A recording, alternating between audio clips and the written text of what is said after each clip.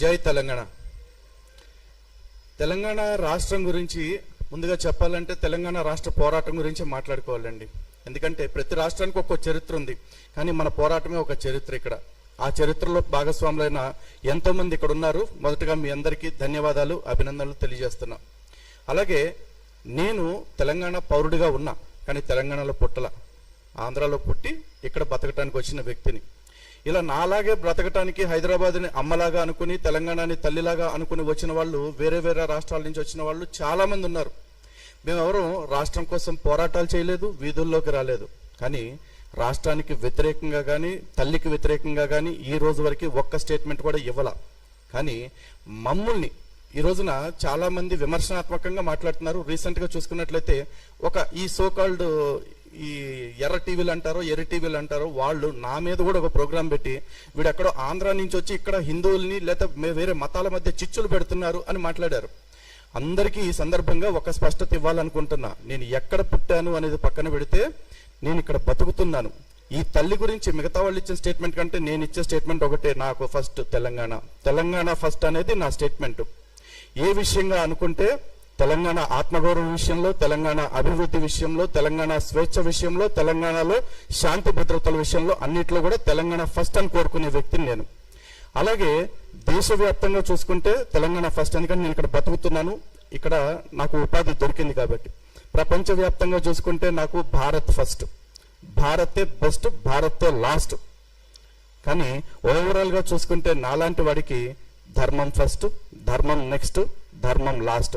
ఆ ధర్మం కోసం బతుకుతాం, ఆ ధర్మం కోసమే చేస్తాం. ఈ క్రమంలో మేము ఎక్కడైతే ఉంటున్నామో ఈ దేశంలో తెలంగాణ అంతర్భాగంగా ఉంది కదా. ఈ తెలంగాణని ఈ రోజు విడగొట్టాలని ఎవరైతే చూస్తున్నారో వాళ్ళు ఈ రోజున ఆంధ్ర తెలంగాణ అని మళ్ళీ విభజనవాదం తెస్తున్నారు. ఎందుకంటే ఉద్యమం జరిగేటప్పుడు నేను బాగా నోటెడ్ అయిపోయిన నినాదం నాకేంటంటే ప్రాంతాలుగా విడిపోదాం, ప్రజలుగా కలిసి ఉందామని చెప్పారు అందరూ కూడా. నేను దాని పట్ల ఆకర్షితున్నయ్యాను. సరే విడిపోతే ఎక్కడికి పోతే, పవన్ కళ్యాణ్ గారు ఇంటర్వ్యూ చేశా, విడిపోతే భారతదేశం నుంచి విడిపోతుందా తెలంగాణ? కాదుగా, ఇంకో రాష్ట్రం ఏర్పడుతుంది. తెలుగు వాళ్ళకి 2 రాష్ట్రాలు ఉంటాయి, ఒకటల్లా. అంతే అనుకుని సరిపెట్టుకున్న వాళ్ళలో నేను ఒకడిని. కానీ ఈరోజు విడిపోయి ప్రశాంతంగా ఉంటున్న వాళ్ళని మళ్ళీ ప్రజలుగా కూడా విడదీయాలని కొంతమంది బయటకు వచ్చి మాట్లాడుతున్నారు. కానీ వాళ్ళ ఎజెండాలు చూస్తుంటే ఎంత బాధాకరంగా అనిపిస్తుందంటే, పక్క దేశం నుంచి ఇక్కడికి వచ్చి వలస కూలీలాగా వచ్చి ఇక్కడ ఇంటర్వ్యూలాగా తయారవుతున్న రోహింగ్యా కొడుకుల గురించి ఒక్కడు మాట్లాడు, బంగ్లాదేశీల గురించి ఒక్కడు మాట్లాడు, పాకిస్తాన్ నుంచి తెచ్చేసిన వాళ్ళని ఎవ్వరూ మాట్లాడు. పైగా ఇక్కడే ఉన్న ఒక ఎమ్మెల్యే గతంలో వాళ్ళతో ప్రెస్ మీట్ పెట్టి కూర్చోబెట్టి అందరి ముందు చెప్పాడు, మీ అందరికీ నేను ఓటర్ కార్డులు ఇప్పిస్తాను, ఆధార్ కార్డులు ఇప్పిస్తాను, ఒకవేళ మీరు నన్ను దేశం నుంచి పొమ్మంటే నేను కూడా మీతోనే వచ్చేస్తానని చెప్పుకున్న వ్యక్తి. ఓకే, అలాంటి చెప్పుకున్న వ్యక్తులు మన కళ్ళ ముందే ఇంకా ప్రజాప్రతినిధులుగా బతుకుతూ ఉన్నారు.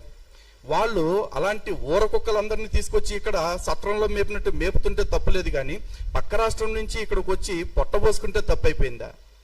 వీళ్ళు తమిళనాడు గోబ్యాక్ అంటారు, రోహింగ్యా ఎవరు మార్వాడి గోబ్యాక్ అంటారు, ఇప్పుడు ఆంధ్ర గోబ్యాక్ అంటారు.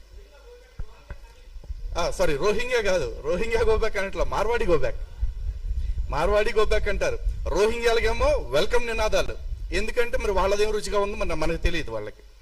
అండ్ ఇంకోటి, చక్కగా ఎంఐఎం పార్టీ వాళ్ళు ఎంత చక్కటి సమైక్యవాదం వినిపించారు. ఇందాక చాలా మంది అంటున్నారు వాళ్ళు ఇప్పుడు తెలంగాణ గురించి మాట్లాడారా అని. తెలంగాణ గురించి మాట్లాడకపోవటమే కాదు, సమైక్యవాదాన్ని వినిపించాడు. పైగా దేశవ్యాప్తంగా తెలంగాణ బిల్లు ఆలస్యం అవటానికి ఒకానొక మెయిన్ రీజన్ ఎంఐఎం పార్టీ. ఎందుకంటే తెలంగాణ విడిపోతే ఇక్కడ మతోన్మాద శక్తులు బలపడిపోతాయి, ముస్లింలకు రక్షణ కొరబడుతుంది అంటూ లేని అభద్రతను క్రియేట్ చేసి ఆ రోజున బిల్లు ఆలస్యం అయ్యేలాగా చేశాడు. పైగా దిక్కుమాలిన ప్రతిపాదనలు కూడా పెట్టాడు, రాయల తెలంగాణ అని చెప్పేసి, రాయలసీమని తెలంగాణ కలపాలని చెప్పేసి రకరకాలుగా పెట్టారు. అసలు ఉద్యమంతో సంబంధమే లేని ప్రాంతాన్ని తీసుకొచ్చి ఉద్యమంలో భాగం చేయాలని కుట్రలు చేశారు. ఈ రోజు వాళ్ళందరూ ఏ ప్రభుత్వం వస్తే ఆ ప్రభుత్వంలో భాగస్వాములు అయిపోతున్నారు. గతంలో వాళ్ళ చేతుల్లో స్టీరింగ్ ఉంది, ఇప్పుడు ఏకంగా వాళ్ళ చేతుల్లో వాళ్ళ చెయ్యి ఉంది. అయినా కూడా వాళ్ళని ఎవ్వరూ ఏమనరు. ఏ ఇది లేకుండా చక్కగా బ్రతుకుతూ అన్నదమ్ముల్లాగా ఉందామని వచ్చిన వాళ్ళ విషయంలో మాత్రం ఇన్ని రాజకీయాలు. రీసెంట్గా చూసుకుంటే పవన్ కళ్యాణ్ గారి విషయం. పవన్ కళ్యాణ్ గారు అంటే ఇక్కడ టైటిల్ కూడా చక్కగా పెట్టారు, తెలంగాణ ప్రజాస్వామ్యం అని పెట్టేసి. మేబీ ఆయన ఒక పార్టీ పెట్టుకున్నాడు, ఇక్కడ పోటీ చేస్తాడు. ఎవెన్చువల్లీ ప్రజాస్వామ్యం అంటే ఏంటండి? Number game. ప్రజలు ఆమోదిస్తే పవర్లోకి వస్తాడు. అయ్యా మాది సెట్ అవ్వదు, మీ వాదం వేరు మా వాదం వేరు అనుకుంటే పక్కెళ్ళి కూర్చుంటాడు. లేకపోతే ఈ సిపిఎం సిపిఐ పార్టీలాగా తోక పార్టీలాగా మిగిలిపోతాడు. కానీ అది అసలు మాట్లాడనే వద్దు, రానే వద్దు అని చెప్తున్నారంటే ఎందుకంత భయం వీళ్ళకి మరి ఇప్పుడు? అది కూడా అర్థం చేసుకోవాలి. అండ్ రెండోది వచ్చేసి అన్నిటికంటే కీలకమైన విషయం అండి, వివక్ష. ఇప్పుడు మాట్లాడుతున్న వాళ్ళు ఎవరైతే ఉన్నారో ఈ సోకాల్డ్ గలీజ్ టీవీ వాళ్ళందరూ ఒకటే మాట మాట్లాడుతుంటారు.